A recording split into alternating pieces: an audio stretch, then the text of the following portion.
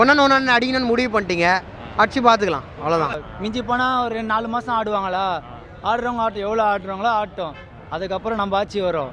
விஜய்க்கு மனசு கஷ்டம் வரக்கூடாது, அதே மாதிரி அவருடைய ரசிகர்களுக்கும் எந்த தொந்தரவுக்கும் பொதுமக்களுக்கும் எதுவும் இருக்கக்கூடாது.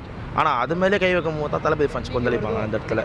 டேய் உங்களெல்லாம் பழகிறேன்டா இருறா. எனக்கு தெரிஞ்சு 1000 கோடி வசூல் அடிக்கணும்.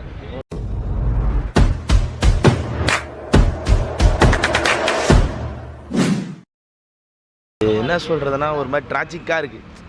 இப்போ நாம் ஒன்று நினச்சிட்டு இருக்கோம், ரிலீஸ் ஆகிடும், நமக்கு டிக்கெட்லாம் வந்துடும், அது டக்குன்னு இல்லைன்ட்டா.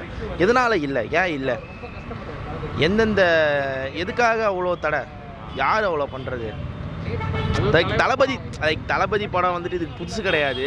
ஒவ்வொரு தடையும் ஒவ்வொரு தடங்கள்லாம் வர்றது சகஜம்தான். சென்சார் போர்டு ஒரு நாள் மணி கொடுக்குறது, இதெல்லாம் வந்து தளபதி ஃபேன்ஸுக்கு எல்லாருக்கும் சகஜமானது, ரொம்ப ரொம்ப சகஜம் தான் பண்ணுறோம்.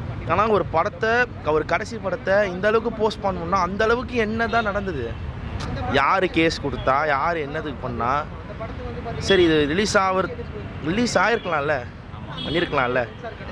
அது ஏன் எனக்கு ஒரே ஒரு கம்பேரிசன் டவுட்டு தான். லைக் ஜனநாயகன் எந்த அளவுக்கு பராசக்தி, லைக் அந்த மூவிஸோட இந்த மூவியில் என்ன சர்ச்சை உண்டாச்சுன்னு தெரில. அதாவது டெல்லி தான் வந்துட்டு டெல்லியை வந்து அடிக்கிற மாதிரி பராசக்தியில் போடுறாங்க, அது எந்த கேஸுமே யாரும் கொடுக்கல. ஜனநாயகன் ஏதோ கொடுத்துட்டாங்கன்னு சொல்லி அவ்வளோ கேஸ் கொடுக்குறாங்க. எதனால்? தளபதினாலையா, இல்லை அவர் வந்துட்டு உள்ளாராருனாலையா? அதுவும் இல்லாமல் அந்த படத்தில் வந்து எவ்வளோ பேர் ஒர்க் பண்ணியிருக்காங்க, அவங்களோட நிலைமை அது கரெக்ட் தான் ப்ரோ. ஒர்க் பண்ணவங்களுக்கு ப்ரொடக்ஷனோட செலவு, லைக் இவ்வளோ ஒரு சினிமாடு சைடாக வந்து இவ்வளோ யோசிக்கிறானுமே, மக்கள் சைடாக யோசிக்கிறதுனா தலைவர் கடைசி படம் எப்படி, யார் வந்து லைக் எக்ஸ்பெக்டேஷன் எவ்வளோ பேருக்கு இருக்கும் ஏங்க? எவ்வளோ கோடி பேர் எவ்வளோ கோடி மக்கள் வந்துட்டு தளபதி வருது, அதெல்லாம் பார்க்கணும், வெயிட் பண்ணுறாங்க. திடீர்னு ஒரு கேஸை போட்டு ஃபுல்லாக எல்லாரையும் பண்ணிட்டாங்கன்னா அது லைக் இல்லைடா யாரா நீங்களா எங்கே தான் வந்து இங்கே முடிச்சுட்டு, லைக் இதை வந்துட்டு நீங்கள் ஒரு மாதம் முன்னாடி கூட கேஸை போட்டுக்கலாம். படம் ரிலீஸ் ஆகிறதுக்கு ஒரு வாரத்துக்கு முன்னாடி இதெல்லாம் முறைக்குது. அதனால் லைக் பார்க்குற எல்லாருக்குமே சஸ்பிஷியஸாக தோணும். ஏன், எதுக்கு, எதனால், எதுன்ட்டு ஃபஸ்ட்டு சர்ச்சே உண்டாகினாங்க. இது அது இல்லை அப்படின்ட்டு.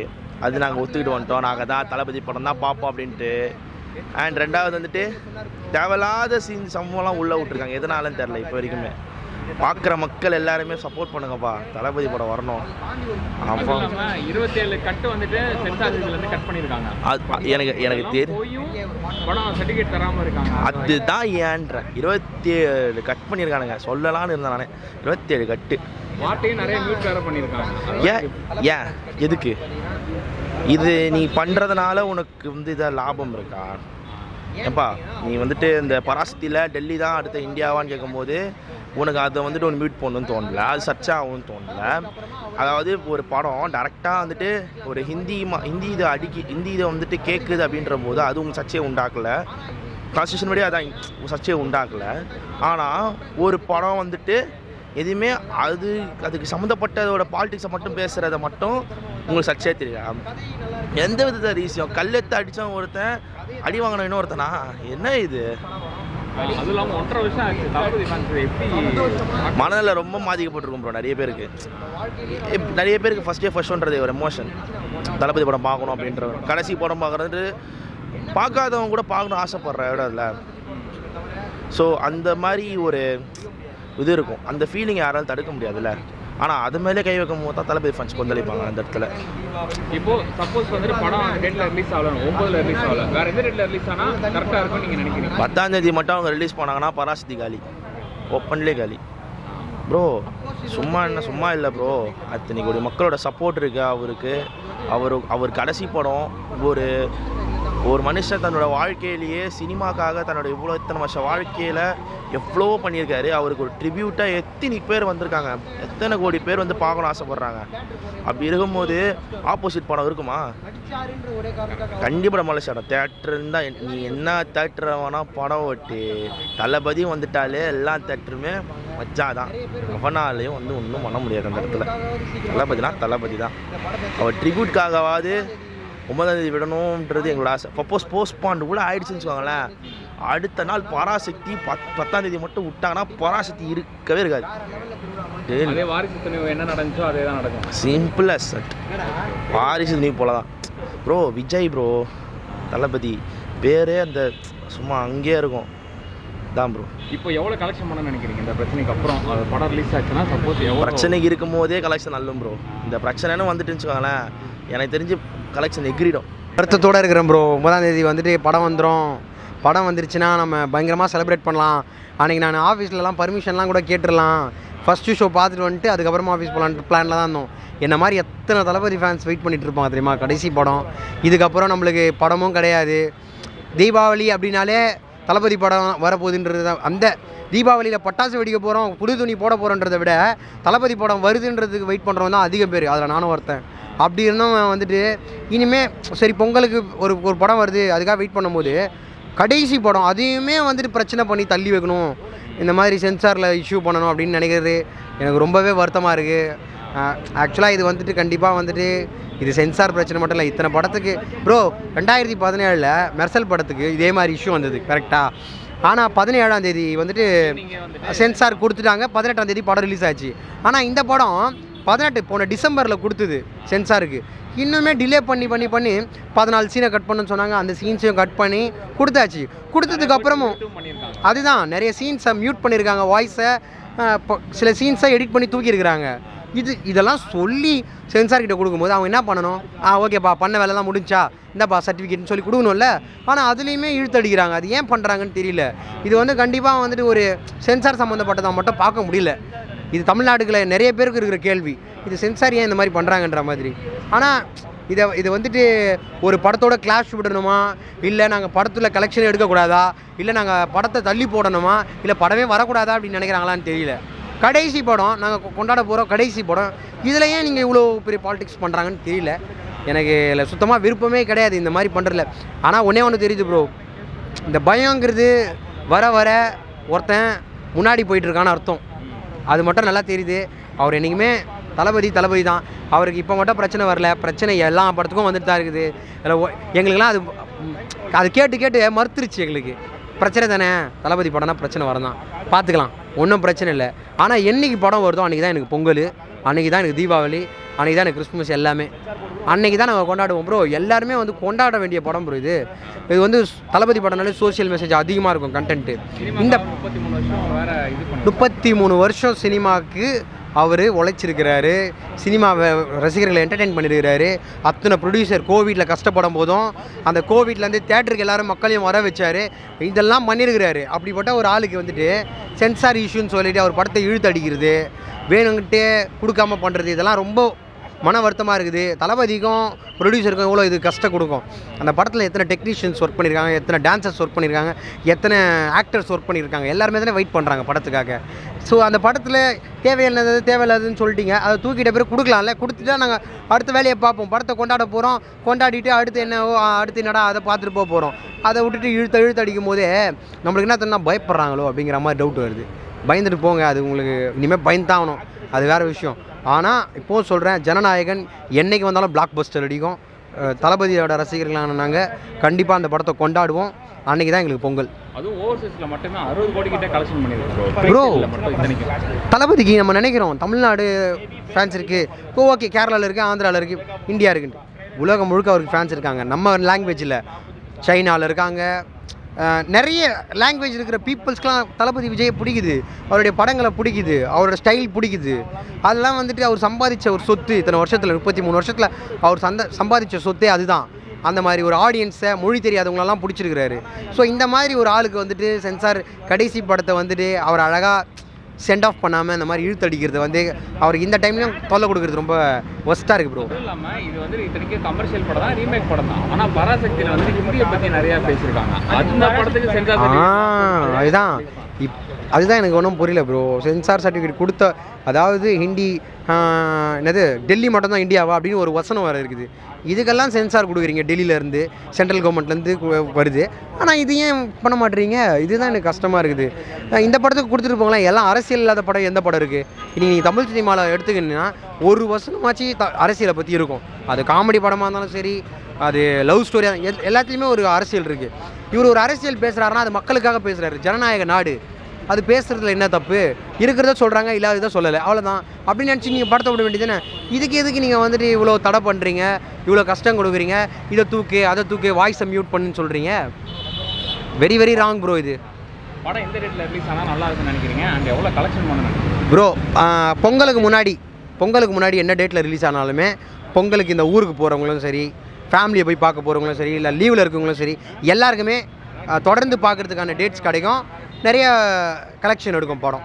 ஸோ வந்துட்டு எங்களுக்கு 10ஆம் தேதி வந்தாலும் ஓகே தான். 9ஆம் தேதி காலையில் தான் ரிசல்ட்டுன்னு சொல்லியிருக்கானுங்க.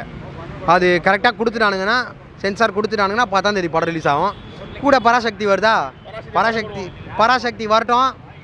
எந்த படம் நல்லா இருக்குது, எந்த படம் பிளாக் பஸ்டர் அடிக்குதுன்னு அப்போதே இந்த பண்ணலாம். ஒன்று அடிக்கணும்னு முடிவு பண்ணிட்டீங்க, அடிச்சு பார்த்துக்கலாம், அவ்வளோதான் ப்ரோ. நான் அது கேசரியாகவே இருக்கட்டும் ப்ரோ. கேசரியில் முந்திரி, பாதாம், திராட்சை இதெல்லாம் போட்டு கொடுத்தா சாப்பிட மாட்டீங்க. எங்கள் தளபதி கொடுப்பாரு.